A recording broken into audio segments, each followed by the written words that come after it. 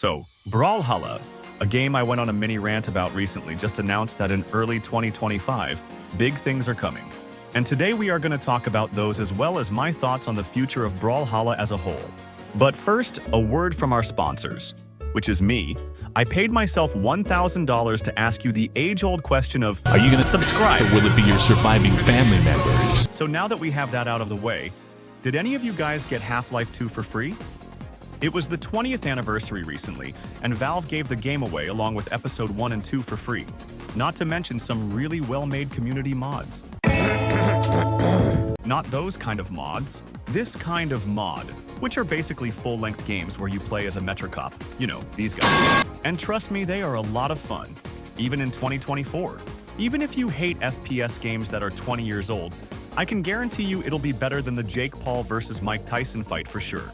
Are you aiming at? But you know what won't be disappointing? All the new updates coming to Brawl 2025. And with this update, we'll be getting a brand new weapon with cool new gimmicks, aka great guitars, or chakram if you're boring. A new challenge mode with movement and combo tutorials, which kind of makes my combo videos useless. But I'll take a new way to make gold any day. There's also a rework for clans, which will now be called guilds, which will probably have even more missions and challenges tied to it, along with cross-platform and in-game recruitment, leaderboards, and more. They also announced a second Star Wars crossover with Cross as Han Solo, Thatch as Chewbacca, Isaiah as Kay and Nyx, and lastly Ada as the Mandalorian and Grogu, which isn't something I personally care about, but what I am excited about is that all 4 of these legends have blasters. So you know what that means? Blasters is getting a buff, baby. Along with a graphic novel, which again, isn't something I care about, but I really see some potential with the animation. I could definitely see a whole animated series kind of like Riot did with Arcane, and if it's done properly, it could actually be kind of cool, but who knows what BMG have cooking. I have no idea when, but I also heard rumors about the snapdashing that me and other people in the Brawlhalla scene have complained about is getting toned down a bit, which honestly can't come fast enough. The devs have also teased more to come in the form of new features and UI updates, whatever that means. But I really think they are holding back on revealing something else that maybe needs a little more time, like a story mode, but who knows? What do you think they have planned? I just hope that the Chakram release doesn't end up like Greatswords. And for those who weren't around, let me tell you, it was rough.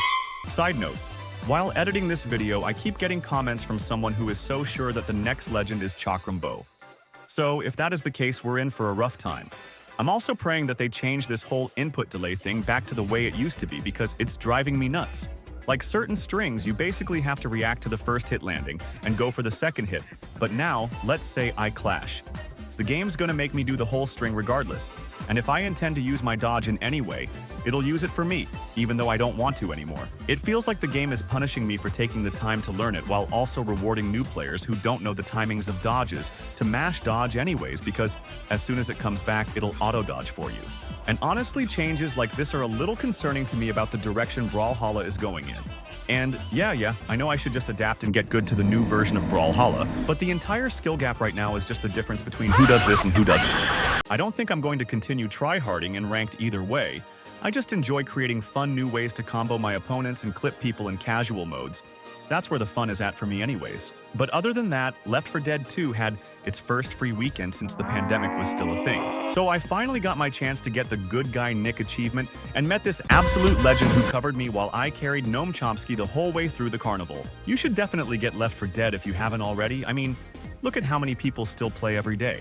Or you could just wait for the 20th anniversary where Valve will probably give the game away for free. Or don't. I'm not your dad. But I am your daddy. And daddy wants you to subscribe. Anyways, what do you think of the new editing and commentary format? I have a blast making these videos even though they take a lot of time. And what do you think of the announcements Brawlhalla made about 2025? Let me know in the comments below. My channel has had a massive boost in October and November, so for that, I can't thank you guys enough. Let me know what kind of content you want to see. And until next time, goodbye.